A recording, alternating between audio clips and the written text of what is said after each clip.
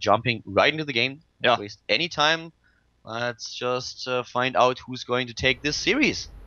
Yeah, let's find out. Indeed, Sase getting a very aggressive lead last game, and GanZi, man, fighting like the knight who what is he called?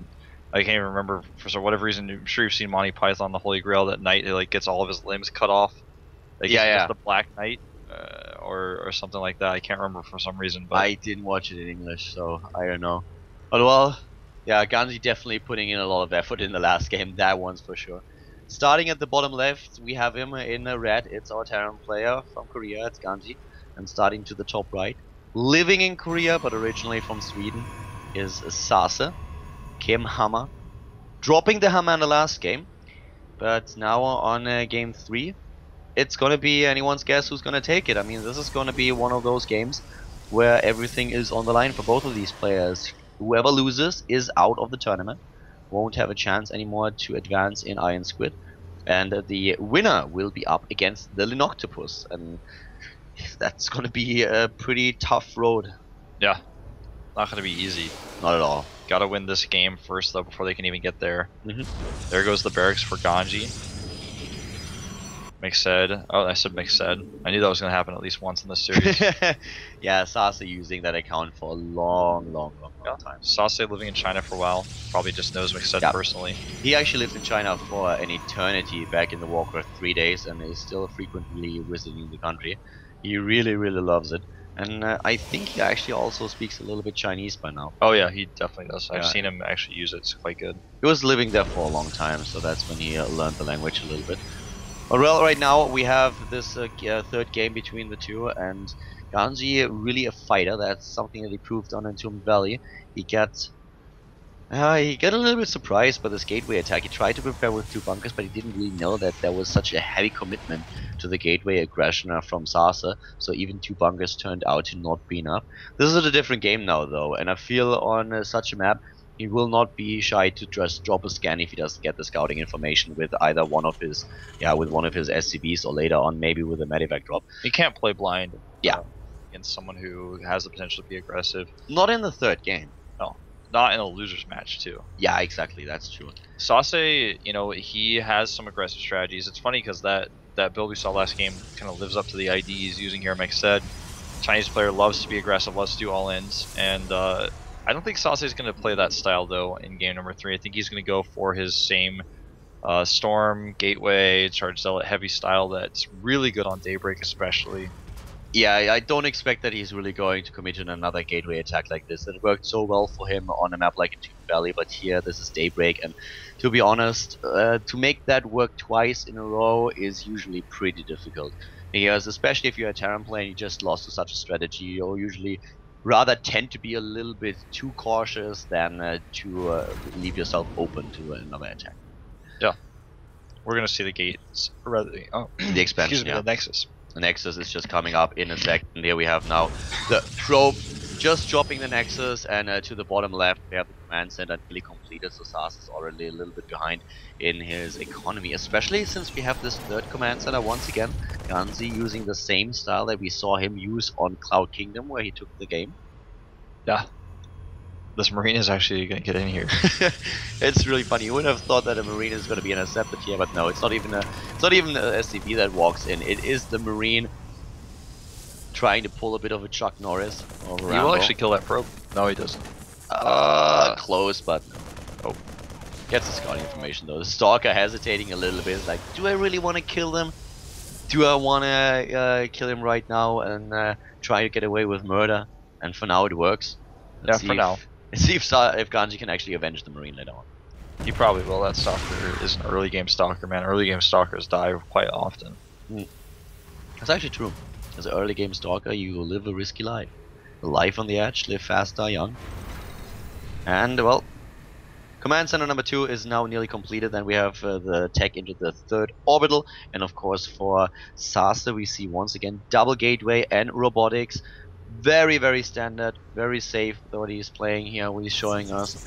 But it's gonna be the main question how well GanZi can get through this economy. because he will definitely be ahead at this point. Just looking at the harvest account, we have only a very, very small lead for Sase, which already shows us that he did not drop too many chrono boosts on his Nexi. Usually you try to get a little bit farther ahead in the harvest account, and that's the scan this time. He's taking no chances.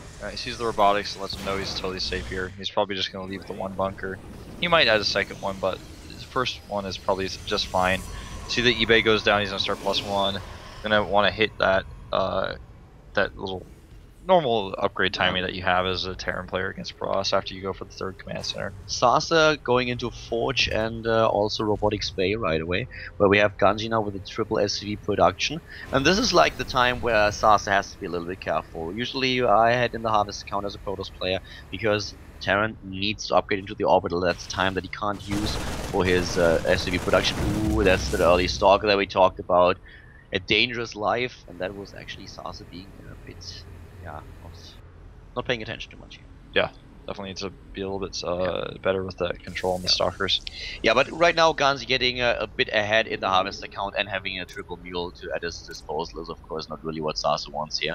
Also the upgrades are pretty decent for GanZi. He did build only one engineering bay. I could have sworn I saw a second one. No, only one. Not yet. We'll get it later with the armory. Exactly, that's exactly what we're going to see.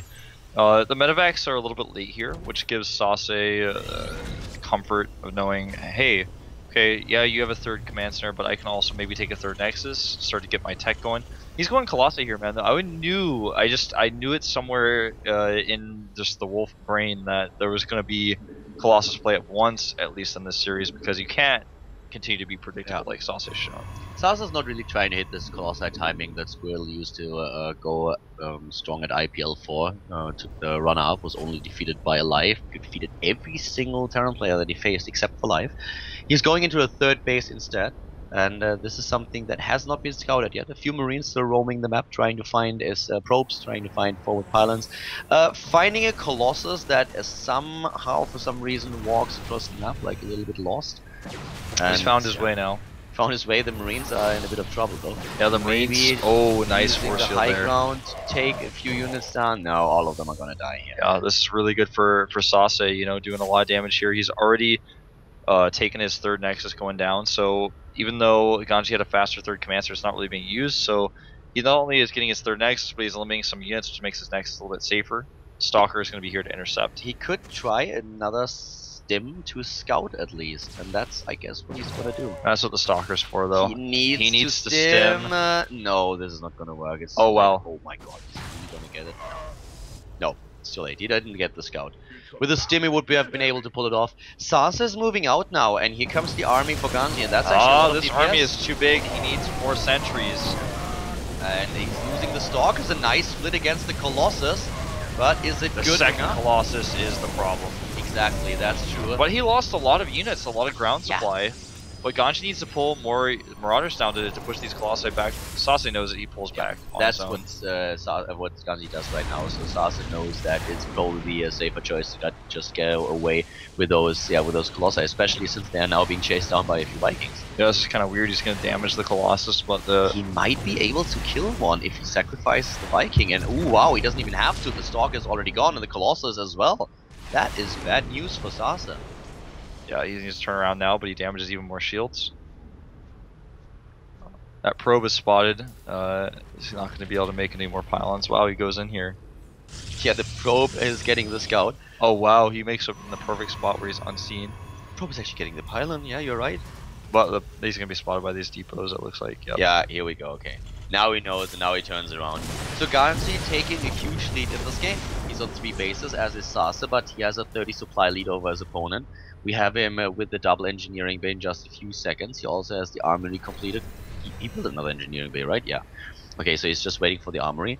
And he took down a lot of units for Sase. Sase lost nearly 3,000 resources against 2,000. And especially the loss of the Colossus is something that he won't be too happy about. Look at the supply lead for GanZi here. 160 against 113 already. Yeah, Sase is getting a decent tech here, but the map control is definitely in the hands of GanZi, and if he uses it well, he will get farther ahead in the game.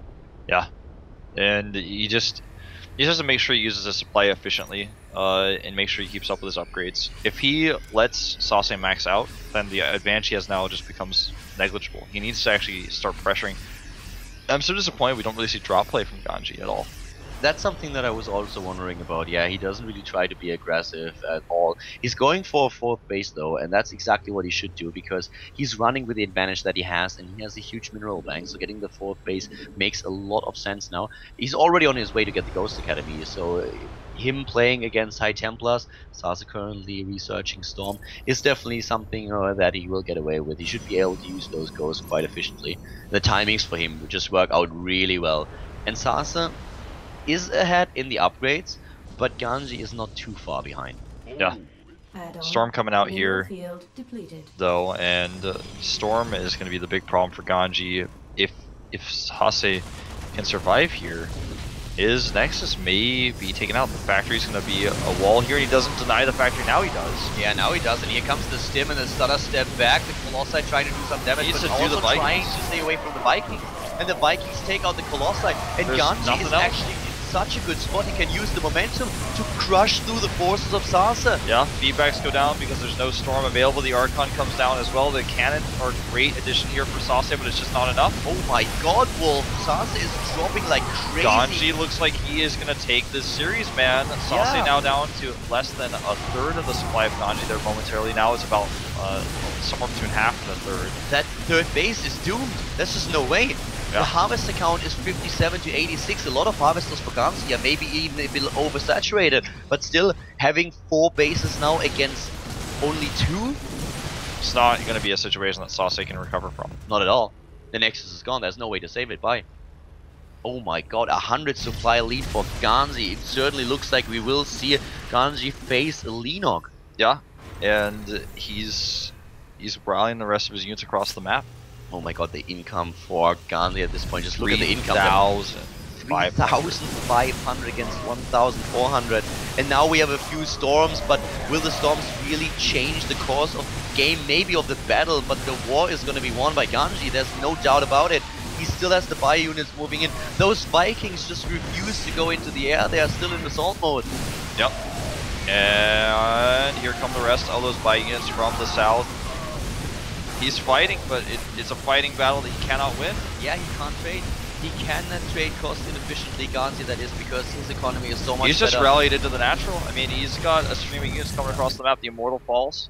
Sase is down to 68 supply. He is on his last leg here.